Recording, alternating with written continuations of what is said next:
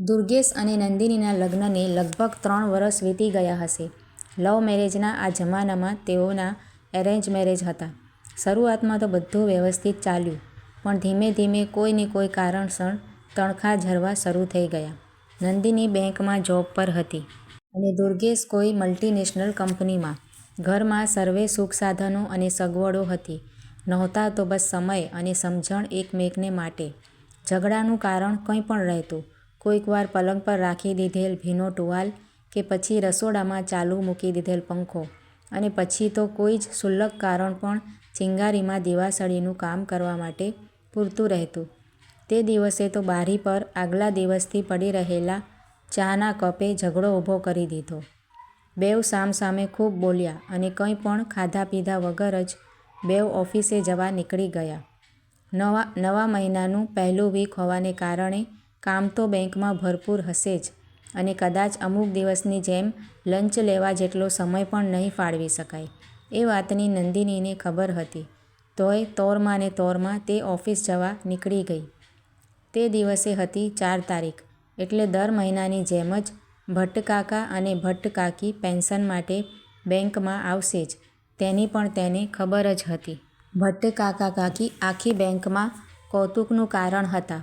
બેઉ સદાય સાથે જ આવે. કાયમ કડક કાંજી અને ઇસ્ત્રી કરેલી સાઉથ કોટનની કાકીની સાડી અને એવું જ કડક વ્હાઇટ કલરનું કાકાનું શર્ટ. બેઉ 70 વટાવી ગયેલી ઉંમરના, પણ એકમેકને ખૂબ જ સંભાળી લે. દર વખતે એ જ કોટનનો બગલ થેલો, જેમાં પાણીની બોટલ, ફોલ્ડિંગ છત્રી, બિસ્કિટનો પૂડો અને બેઉની ડૉક્ટરની ફાઇલ અચૂક હોય જ. તે યુગલને જોઈને નંદિનીને કાયમ થતું કે આવું દાંપત્ય સુખ તેના નસીબમાં કેમ નથી. દર વખતની જેમ જ કાકાએ પોતાનું ફોર્મ ભર્યું અને કાઉન્ટર પર આપ્યું, અને કાકી તરફ તેમનું ફોર્મ લેવા વળ્યા.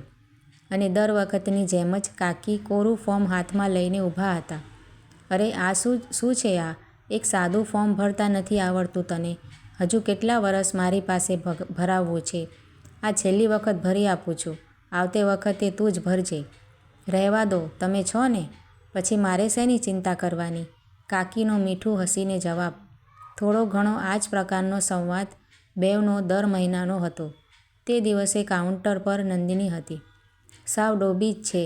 નંદિનીના હાથમાં ફોર્મ આપતા ભટ્ટકાકા બબડ્યા અને ભટ્ટકાકી શરમાઈ ગયા. અહીં જ ઊભી રહેજે હવે, હું મેનેજરને મળી આવું. ક્યાંય જતી નહીં, ભૂલી પડી જઈશ ક્યાંક. સાવ જ અકલમઠ્ઠી છે. બોલતા બોલતા કાકા મેનેજરની કેબિનમાં ગયા. કાકી, અરે ભટ્ટકાકા આટલું કહે છે તો ફોર્મ ભરતા શીખી જાઓ ને, કંઈ જ અઘરું નથી. નંદિનીએ અમસ્તું જ સમય પસાર કરવા 2 ઘડી કાકી સાથે વાત માંડી. કાકી હસી પડ્યા. અરે એમ તો મને આવડે છે, પણ નથી આવડતું એમ તેઓ સમજીને મીઠી પ્રેમાળ કચકચ કરે છે એ મને બહુ ગમે છે. હું એકલી બધું મેનેજ કરી શકું, પણ હું નથી કરી શકતી એવું સમજીને જે જવાબદારીથી તેઓ કરે છે એ બધું મને ગમે છે. તેમની આટલી ઉંમરે પણ તેમના પર કોઈક અવલંબિત છે એ ખ્યાલ તેમના અહમને સુખ આપે છે, અને એટલે જ મારા ખાતર પણ તેઓ પોતાનું ધ્યાન રાખતા રહે છે. એ જ મને જોઈએ છે. સંસાર ચલાવવામાં બેઉને એકબીજાની જરૂર રહેતી જ હોય છે. એક પૈડું થોડું અટકીને ચાલે તો બીજા પૈડાએ થોડું વધુ જોર લગાવીને ગાડી ખેંચવી જ પડે છે. આટલું બોલીને કાકી મીઠું મલક્યા. સામેથી ભટ્ટકાકા કેબિનમાંથી બહાર આવતા દેખાયા એટલે તેમની પાછળ પાછળ ચાલવા લાગ્યા. બેઉ દરવાજે પહોંચ્યા એટલે અહીં જ ઊભી રહેજે, હું રિક્ષા બોલાવી આવું, એમ કહી કાકા આગળ ચાલવા લાગ્યા. તો સાંભળો, તડકો બહુ છે, આ લઈ જાઓ, કહીને કાકીએ તેમને પાછા બોલાવ્યા અને બગલ થેલામાંથી છત્રી કાઢીને ખોલીને તેમને આપી. આખું દ્રશ્ય ખૂબ જ મીઠું મનોહર હતું. કેટલો પ્રેમ છે ને કાકીનો કાકા પર. બાજુમાં બેઠેલી સ્મિતાને નંદિનીએ કહ્યું, અરે બેઉનો એકમેક પર છે એમ બોલ.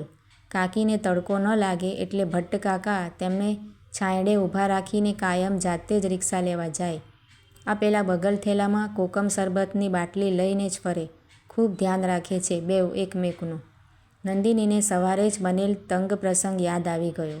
જો કે ગઈકાલે વહેલો ઘરે આવી ગયો હોવાથી દુર્ગેશે બેઉ માટે ચા બનાવી રાખી હતી. એમ તો જ્યારે તે વહેલો આવે છે ત્યારે અચૂક તો એમ કરે જ છે. સાંજે દુર્ગેશ સાથે એકદમ શાંતિથી વાત કરવાનું નંદિનીએ નક્કી કર્યું. તેણે દુર્ગેશને ફોન જોડ્યો. કંઈ ખાધું કે નહીં? અરે નહીં રે, એક ઇમ્પોર્ટન્ટ મીટિંગ છે તો એની જ તૈયારીમાં લાગેલું છું. તે કંઈ ખાધું? ના, પણ ચાલ, કામ તો પૂરું જ નહીં થાય. કંઈક ખાઈ લેજે, ભૂખ્યો ના રહીશ. હુંય હવે બ્રેક લઈ લઉં છું. અને તે પછી સાંજે બહાર જ જમવાનો પ્લાન બનાવી નંદિનીએ ફોન મૂકી દીધો. ધીમે ધીમે બેઉ વચ્ચેના વાદ વિવાદને સ્થાને સંવાદ થવા લાગ્યા. તણખાઈ ઉઠતા, પણ પહેલાં જેવું તંગ વાતાવરણ ન રહેતું. આમને આમ 4 મહિના વીતી ગયા. બધું જ વ્યવસ્થિત ચાલતું હતું. એવામાં તે દિવસે સવારે પલંગ પર ભીનો ટુવાલ જોઈને પ્રિયનો પારો ઊંચે ચડી ગયો. દુર્ગેશે સોરી કહી ટુવાલ ઉપાડી લીધો. પણ એટલી વારમાં તો નંદિની ખૂબ જ ચીડાઈ ગઈ હતી. નોકર નથી હું આ ઘરની. વારે વારે એડજસ્ટ કરતા રહેવું મને નહીં ફાવે. આટલો આળસુ સ્વભાવ સારો નથી ગણાતો. ગુસ્સામાં ને ગુસ્સામાં તૈયાર થઈને નંદિની ઓફિસ માટે રવાના થઈ ગઈ. વિચલિત મન સાથે બેંકના કામમાં તે ચિત્ત પરોવવાના પ્રયાસો કરતી હતી કે દૂર દરવાજે તેણે ભટ્ટ કાકાને આવતા દીઠા. તેને નવાઈ લાગી. પેન્શન કલેક્ટ કરવાના આ દિવસો તો નહોતા, કોઈક બીજા કામસર આવ્યા હશે એમ ધારી તેણે પોતાના કામમાં ફરી ધ્યાન આપવાનો પ્રયત્ન કર્યો. થોડીવાર થઈ ત્યાં પ્યુન આવીને કહી ગયો કે સાહેબ કેબિનમાં બોલાવે છે. નંદિની અંદર ગઈ તો ત્યાં સાહેબની સામે ભટ્ટ કાકા બેઠા હતા. નંદિની, આ મિસ્ટર ભટ્ટ છે અને આપણા બહુ જૂના એકાઉન્ટન્ટ ધારક છે. તેમને થોડી મદદ જોઈએ છે. હું બીજી બ્રાન્ચમાં જાઉં છું તો તું જરા તેમને અમુક ફોર્માલિટીઝ પૂરી કરવામાં પર્સનલી મદદ કરજે ને, કહીને સાહેબ બહાર ચાલ્યા ગયા. બોલો કાકા, શું કરવાનું છે? નંદિનીએ ખૂબ જ સાહજિક પ્રોફેશનલ સ્વરમાં પૂછ્યું. મારી વાઇફ સવિતા ભટ્ટનું એકાઉન્ટન્ટ બંધ કરવાનું છે. ગયા અઠવાડિયે તેનું હાર્ટ એટેકમાં અવસાન થઈ ગયું છે. કોઈ જોરદાર ધડાકાના અવાજથી કાનમાં બહેરાશ આવી જાય તેમ નંદિનીના કાન સુન્ન થઈ ગયા. ઓહ, આઈ એમ સોરી. આથી વિશેષ તે કંઈ જ બોલી ન શકી. પણ ભટ્ટ કાકાએ આ સાંભળ્યું જ ન હોય તેમ પોતાની જ વાત આગળ ચલાવે રાખી. બહુ ધ્યાન રાખતી મારું, કાયમ. એક મિનિટે. હું તો શરૂઆતથી જ સાવ લાપરવાહ અને આખા બોલો, પણ એટલો જ.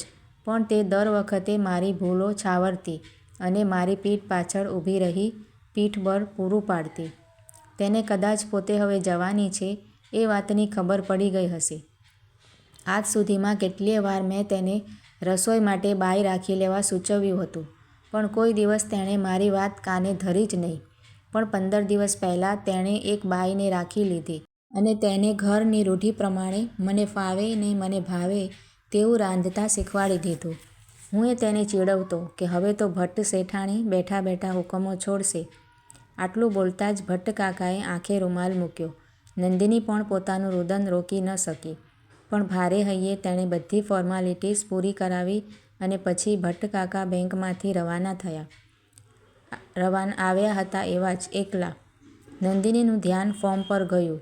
દુર્ગેશનો મેસેજ આવ્યો હતો. સોરી નંદિની, આજે હું ફરી પાછો ટોવેલ ભૂલી ગયો. આવું ફરી ન થાય એની હું ફૂલ કોશિશ કરીશ. પણ યાર, તેને કારણે તું કંઈ પણ ખાયા વિના જ ઓફિસ ન જતી જા. મને બહુ ગિલ્ટી ફીલ થાય છે. મને ખૂબ જ પેમ્પર કરવામાં આવ્યો હોવાથી હું એક સ્પોઇલ્ડ બચ્ચો છું અને હું સુધારવાના પ્રયત્નો કરું જ છું. મને સમય આપ થોડો પ્લીઝ. હું પ્રોમિસ કરું છું કે હું ચેન્જ થઈને બતાવીશ. આ પહેલાં મેં કહ્યું નથી, પણ મને મારી લાઈફમાં તું કાયમ માટે જોઈએ જ છે. જે પ્રમાણે તું મારા મૂડને સમજી શકી છો એવું કોઈ નહીં સમજી શકે. પ્લીઝ. કેટલીય પળો સુધી નંદિની ફોન સમક્ષ તાકતી રહી. તેને ભટ્ટ કાકીના પેલા શબ્દો યાદ આવી ગયા. તેમના પર કોઈક અવલંબિત છે. એ ખ્યાલ તેમના અહમને સુખ આપે છે. સંસાર ચલાવવામાં બેઉને એકબીજાની જરૂર રહેતી હોય છે. એક પૈડું થોડું અટકીને ચાલે તો બીજા પૈડાએ થોડું વધુ જોર લગાવીને ગાડી ખેંચવી જ પડે છે. સોરી, હું છાસવારે મારા પરનો કંટ્રોલ ગુમાવતી આવી છું. હું આ બાબત પર વર્ક કરવાની ટ્રાય કરીશ. તું પણ પ્લીઝ મને થોડો સમય આપ. મને પણ તું કાયમ મારી જિંદગીમાં જોઈએ જ છે. તું મારી સંપૂર્ણ સપોર્ટ સિસ્ટમ છો અને આપણે બંને એકમેકને અન્ડરસ્ટેન્ડ કરવાની દિશામાં સાચા દિલથી કામ કરીશું. આપણા સુખનું સરનામું કદાચ મળી ગયું છે મને. નંદિનીએ રિપ્લાય સેન્ડ કર્યો. હા, એક વૃદ્ધ દંપતી જાણે અજાણે તેને દાંપત્ય સુખનું સરનામું આપી ગયું હતું. હવે તો બસ ત્યાં પહોંચવા થોડો પ્રવાસ કરવાનો હતો. બહુ મોડું ન થઈ જાય એ પહેલાં, અને તે તૈયાર હતી એ માટે. Thank you.